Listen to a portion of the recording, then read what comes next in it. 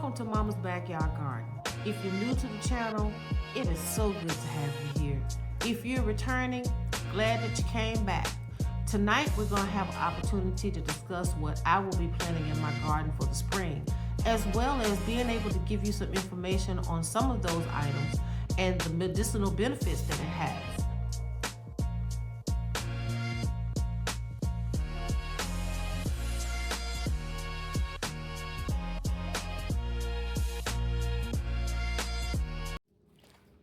So let's start with the veggies.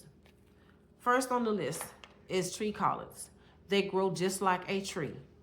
And you can propagate off of these, so when they grow the new shoots on the side, you take it and you actually put it in soil and it will grow another one. And they continue to grow and you can pick off of these all year round. So these are the first time I will be growing them and I'm excited to see how they will be. The next one is dwarf curly kale. And this is the kale that has the little curly edges on it, like the ones that you see in the grocery store. So I most definitely will have some of these. Love them, and I can grow these all throughout the summer. Brussels sprouts. We'll be doing some jade Brussels sprouts. These take 90 days to maturity.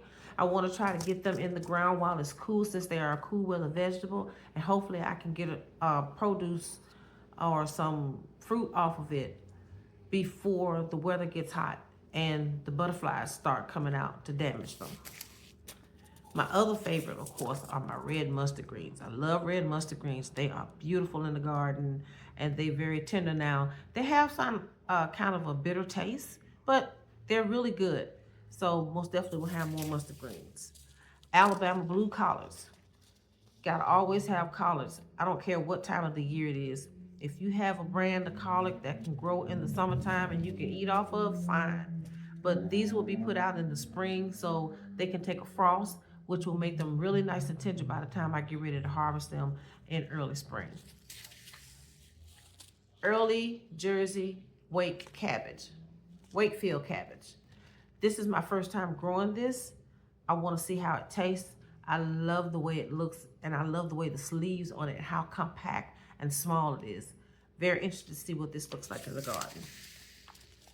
This is a Savoy cabbage. It looks almost like a head of lettuce, but it is really pretty. This is my first time growing this as well. This is what I always say about gardening. You have an opportunity to experiment on new items to see whether you like them or not. Top Chop collards. This is another brand I haven't tried before, but we'll be growing some of these for sure. Lacinato kale. This kale looks like a dinosaur. The skin on it, the leaves look like the skin of a dinosaur. And they are really good for making kale chips. And I like to put them in zuppa toscana.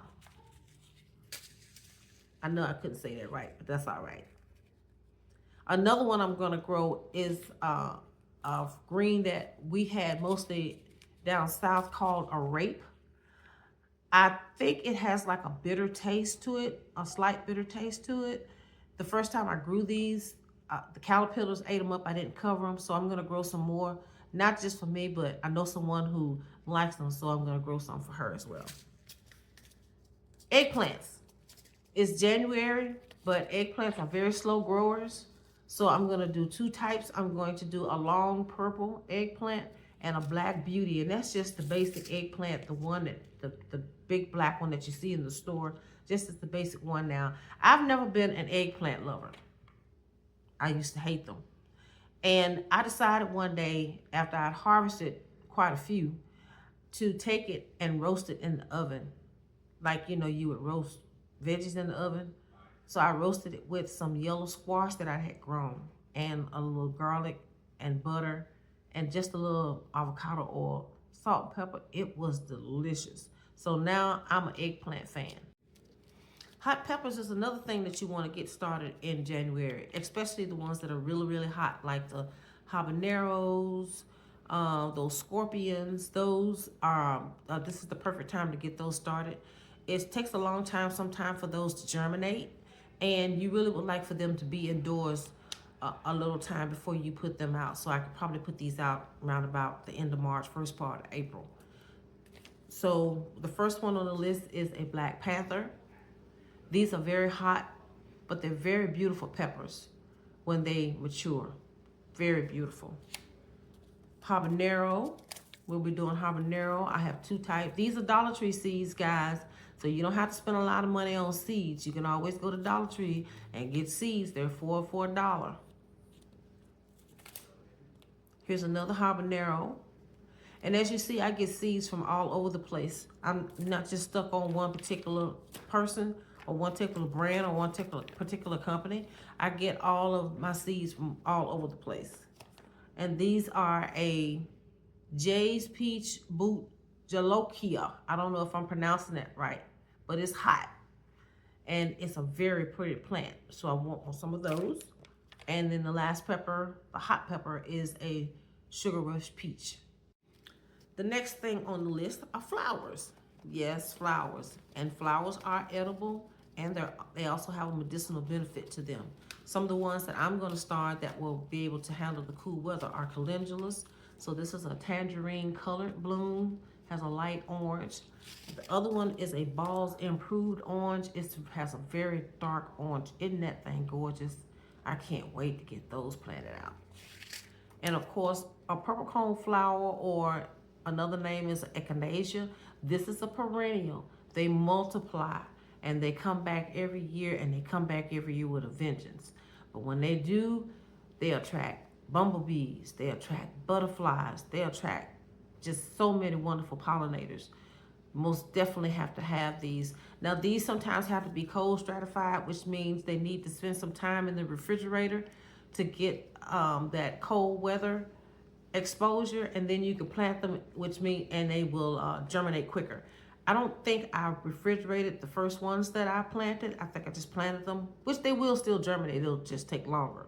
But you can cold stratify these if you want to, if you want a quicker germination. Snapdragons. Gotta have some snapdragons. I love the way they look in the garden, and they attract hummingbirds as well as other pollinators that you can have to help to kill all those bad pests that eat your stuff up in the summertime. Yuck. Also, yarrow. Yarrow is medicinal. I don't have a picture of it, but this is a white yarrow, and this one is a golden yarrow. They're from two different seed companies. This is the perennial, and it comes back every year, and when it comes back, it spreads.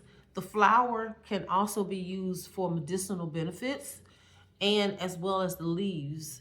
It's supposed to stop bleeding on cuts if you were to grind the leaves up, you know, into like a pumice-like and put it on the cut. It's supposedly supposed to stop you from bleeding, but I don't know for sure if that's true or not because I haven't done that, so don't take my word for it. But if you're gonna use any type of medicinal herbs, make sure you consult your physician first. Last seeds on the list that I'm planting are my herb category. And the first one that I'm planting will be chives. Love chives. These things multiply like crazy. And once you get them established in the garden, you can split them up and put them in different places, and you have chives forever. I love them in my eggs. I like them on baked potatoes. You can dry them. I've made some chive powder where I've dried the chives and ground it into powder, and I can take that and sprinkle it on top of soups. You can sprinkle it on top of like your rice or whatever it is that you want to eat. Many, many ways to use chives. Thyme. I have two types of thyme that I'm going to be growing. I'm going to grow a common English thyme and a French thyme. These are really good. They are perennials as well. You can split them up in the spring and put them in different places in your garden, and you have a good supply of thyme. Oregano. Italian oregano. Very prolific. You can split it up as well in the springtime if you want to and put it in other areas, but it comes back every year and it spreads really, really fast. So oregano is something that you most definitely need. Dill. Dill is good for the monarch butterfly caterpillars. We most definitely want to attract a lot of those in because they're very few in number. But not only is it good for that, but this is delicious in mashed potatoes. I like to dry it and make my own dill powder. You can just have your own dried dill and put it in different things. So dill most definitely is something I'm going to put out in the spring. Tarragon. This is another herb that I like.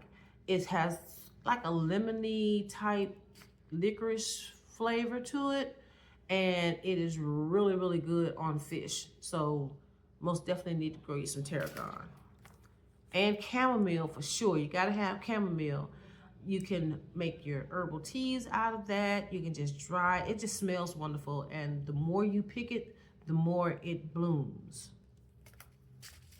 And last but not least are my leeks.